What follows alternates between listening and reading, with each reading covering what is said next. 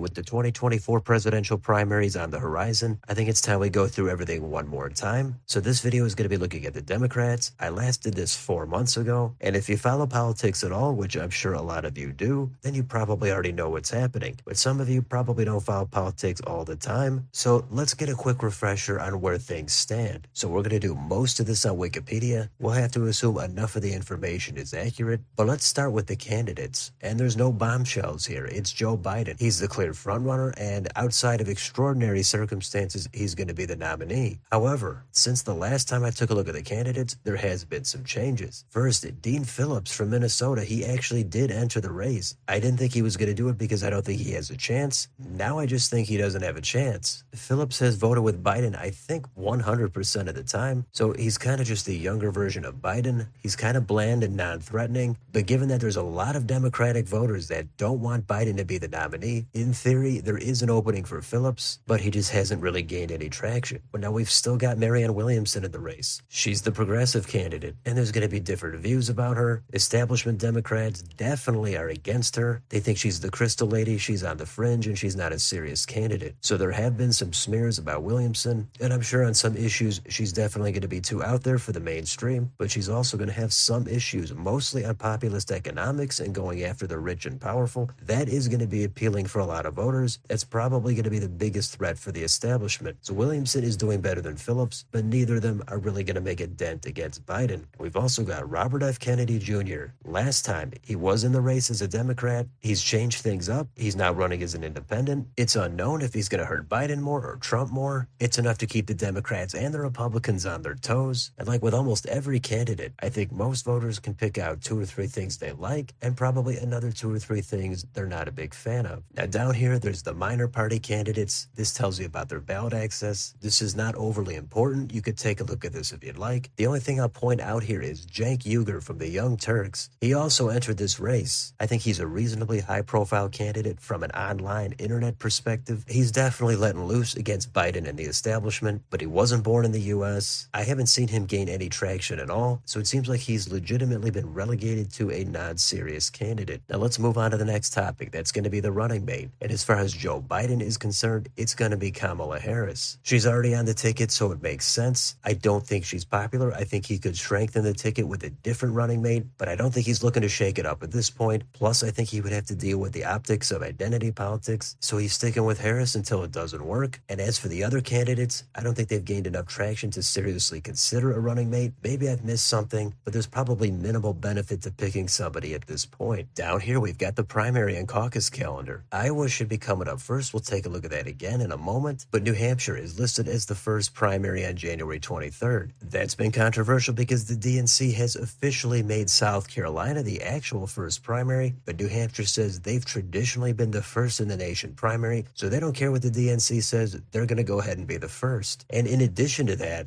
Joe Biden is technically not even supposed to be on the ballot in New Hampshire, so that means there's going to be a write-in campaign. I think that's all a complete mess. It's embarrassing, probably for Biden, but it is what it is. We've got the entire primary calendar on here, and then down here we've got ballot access for the major candidates. As you can see, Biden is going to be a write-in in New Hampshire, and then Phillips and Williamson, they have a lot of ballot access, but there's a few states where they're lacking. There might still be time for things to change. However, you might have heard a couple of weeks ago in Florida, possibly in other places like Tennessee, on the state's primary ballot, only Joe Biden has been listed for the Democrats, and that's caused a lot of controversy because there are other candidates in the race that are challenging Biden. Now, usually the state parties have their own criteria for who's going to appear on their primary ballot, but still, if you're big or even moderate on democracy, I would think you should put the other major candidates on the ballot. Of course, you can't always put everybody. There has to be a cutoff somewhere, but Phillips and Williamson, they are clearly challenging Biden. A lot of voters don't want Biden, so just put them on the ballot. Even though a lot of voters do want an alternative to Biden, I think during an actual primary, especially this late in the game, he would still win all of these states probably comfortably. So I don't know why it's such an affront to Biden to put other candidates on the ballot, and maybe instead of 100% of the vote, he only gets 80 or 85. I think all they've done is drawn more unwanted attention on them in the process. I get it. Biden is the incumbent. You don't want to rock the boat, but at the same time, you you don't also want to talk up democracy and leave other candidates off the ballot. If we go down here, we can talk about debates. And it's already well known the DNC is not going to sanction any official debates. And as I just said, pro-democracy, I think, has to entail different options and allow debate. I know Biden is leading. I know he's the front runner. I know he doesn't want to debate. But if you're trying to be fair and take everything seriously and you're not a part of that Democratic establishment, it's clearly going to be unfair to not even entertain the idea of having an open primary with at least one debate. So that's a shame. But let's glance over the endorsements. Biden has his own page. You can click on that if you'd like. Dean Phillips only has 2 on here. It's possible he has more that just didn't make it to Wikipedia yet, but that goes to show Phillips never really took off. And then down to Marianne Williamson, she's got several listed here. I think she probably should get more attention than she's gotten, but I think we can segue that into the polls. And right now, in the aggregate, this is current through late December, not many polls between Christmas and New Year's. Joe Biden is leading by just over 61% of the vote. Marianne Williamson is at about 7.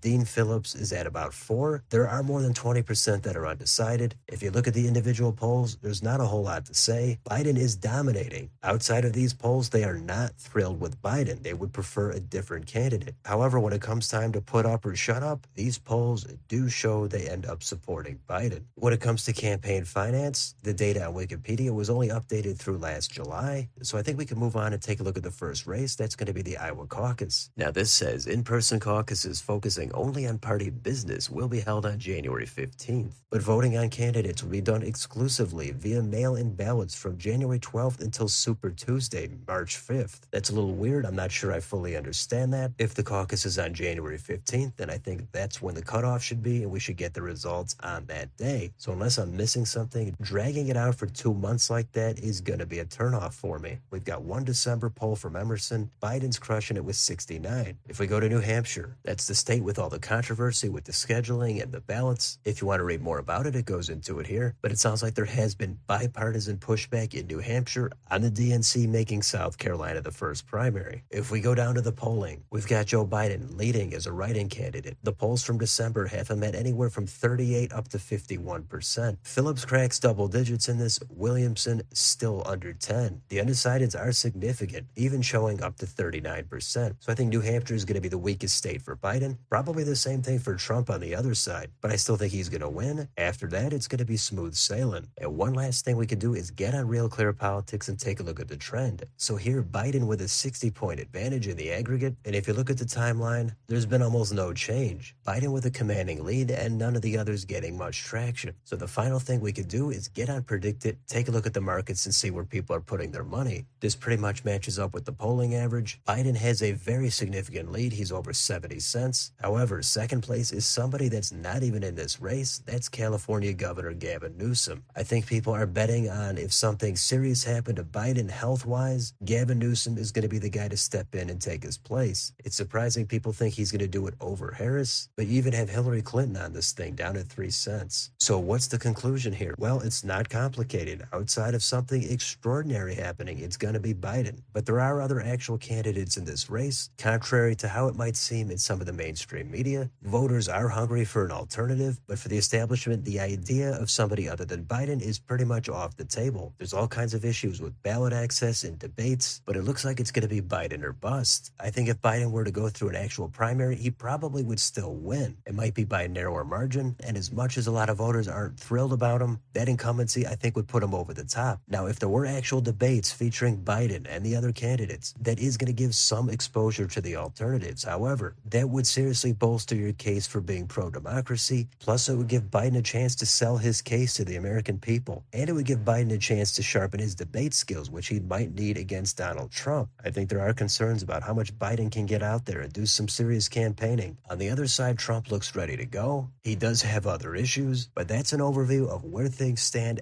heading into this 2024 Democratic primary. So let me know in the comments, what do you think about this primary? Should there be debates in an actual primary? How about Harris as Biden's running mate? And what do you make of all the polls showing Biden with a commanding lead, even though a lot of voters don't really want Biden? Do they really think he's the only one who can beat Trump? Let me know down below. On your way out, don't forget to like, share, and subscribe. Join if you'd like to support the channel. Hit the bell for notifications. Thank you for watching, and I'll see you next time.